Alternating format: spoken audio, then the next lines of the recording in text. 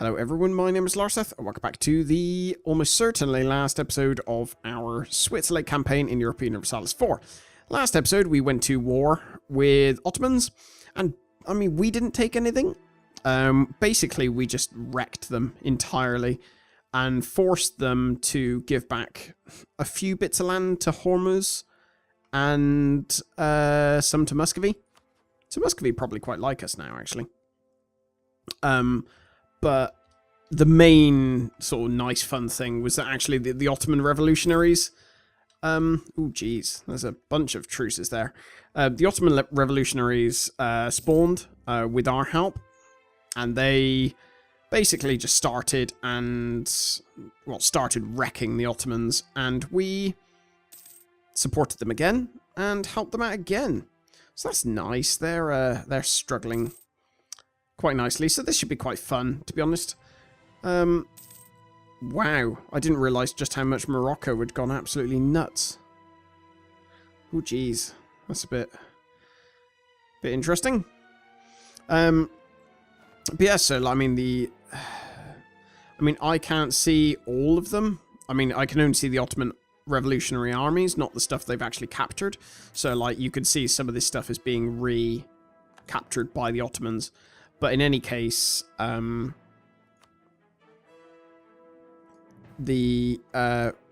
look at rivals. There we go. They've got 10k manpower left. So the Ottomans, the revolutionaries, sorry, I think are far superior in terms of number. The only annoying thing is that the revolutionaries will also attack other rebels. I mean, the revolutionaries, it doesn't split up. Less yearly inflation reduction. The revolutionaries winning and enforcing their demands doesn't actually split up the country in any sense. It actually just makes it stronger because of the revolutionary ideas. So it would have been nice for a few countries to break off, but hey ho, what can you do? I mean, this is pretty fun just to watch them like just get absolutely destroyed. It's quite interesting. What can we do? Let's do a bit of oh, Morocco's great power. Looks like I can't mess around with them. Let's look at Persia. Or what about you?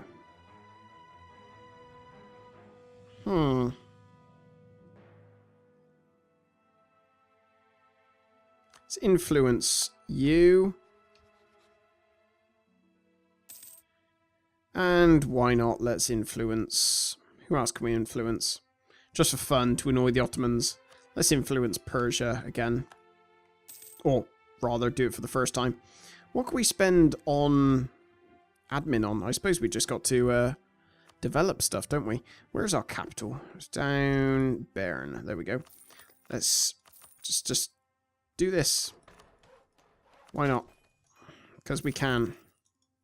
And we've maxed out all of our technologies, so we might as well just continue developing. And actually, I think that was one of the other things. Be the Emperor of the Holy Roman Empire, or form your own empire. We are. Yeah, so we're only missing 2. We've just got that one, a large capital. Clergy.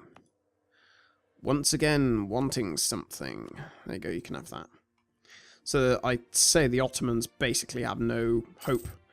Ottoman revolutionaries all the way, it seems. I'm quite surprised they haven't broken the country just yet. Fairly surprised in that. I can actually support rebels again. Oh no, I already am. Okay, the rebels we support in the Ottomans are 40% towards an uprising. I assume that I'd be nice if we could see from like the player view how close we were to them enforcing their demands. I mean, I don't like that if rebels have risen up thanks to your actions, which is the case for the Ottomans. Like the revolutionaries I spawned by supporting them. Like, I don't know, I think it doesn't seem right, really, that I lose, like, the 5-year time limit for supporting rebels drops off.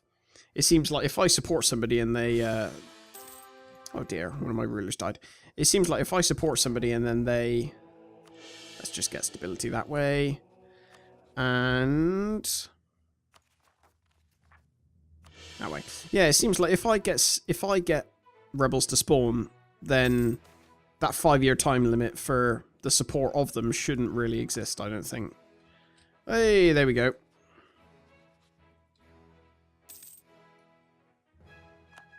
So the Ottomans got beaten around a bit. So they do have some rebels kicking about, but I can only assume that they're going to get beaten down pretty fast. Oh, well, there you go. There's the end of the game. Right, so... what do we end up with? 3rd largest army, 8th largest... How the hell do we have the 8th largest navy? We literally only had, like, 50 troops. Cool. So we did quite well, I think. Yeah, that went quite well. I'm quite happy with that. Oh, I've never seen this statistics page. We didn't lose a war. Each year, 2,201 enemy combatants fell to our fire and steel. 22 nations killed, annexed 130 provinces. 14 provinces we lost. I can't even think when those were. Oh, that was probably maybe Burgundy, maybe? Right at the beginning. Legend among Vincennes. Oh, AB? I don't know. Maybe. Back. Let's have a look at the timeline. Finish this off. Let's have a look at this. Have a look at this. See our glorious rise to power. We'll focus on Europe just because that's where we are. And see how it went. I feel like up to like a certain point we were actually going pretty slowly. It's quite, I mean, Kiev, look how big Kiev got. That's actually quite impressive. Ottomans. Ottomans everywhere. Eating people alive. But yeah, you can see we sort of slowly start snaking out. And like by this point, it's like midway through the 1600s, and we have not got very far.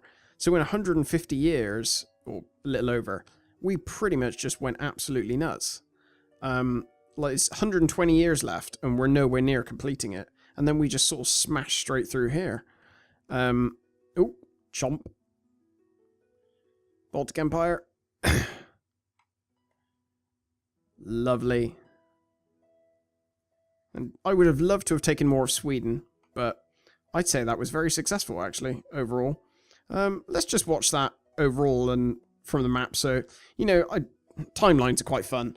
I know some people quite enjoy watching timelines, so I'll just do a timeline of the map so everyone can just see any interesting bits and pieces which happen in the world. I mean, obviously, this is not too granular. It's only sort of very top-level stuff, but still. Seems like Ming seemed to be doing okay for themselves. Morocco certainly did well.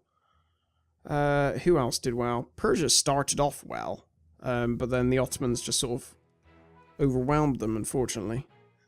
Ming definitely are doing quite well, or did quite well in this playthrough. Yarkand are just going absolutely nuts.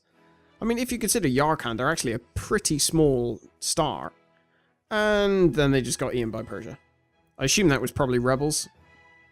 I mean, Yarkand's still fairly respectable size. Buryatia? Perfectly respectable size. How did, Japan... Oh, God, Japan actually lost land to the Netherlands. And that's not even like, Oh, wow, Netherlands really hate me. -3 at 299. For my aggressive expansion.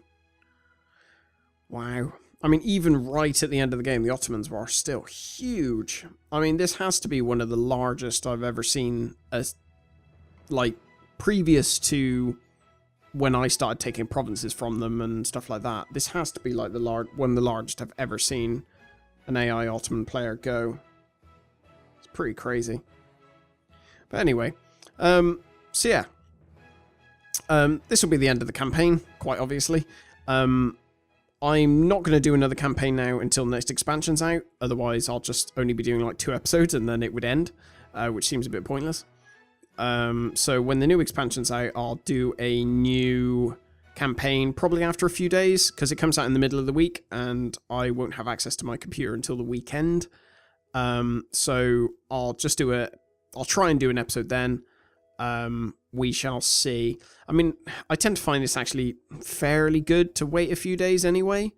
I mean, obviously my channel's quite small. I'm not out there really to just go and try and, you know, make really clickbaity titles and get loads and loads of views like straight away. And it's not going to happen. So, so I have no problems waiting a few days, until any hot fixes need to be done are done. Because quite often when expansions come out, you get the odd thing which has been, you know, overtuned or undertuned and just needs to be adjusted slightly, or there's like maybe the odd bug. It doesn't happen too often with Paradox games, but still, it's, you know, it's handy, because when it does happen, you know, last thing you want is for it to mess with a save game, and, you know, you've started a campaign and then you realize, oh wait, I have to restart it, and that was a bit of a pain. So, you know, I think it's not so bad that I have to wait a little while. In the meantime, I may try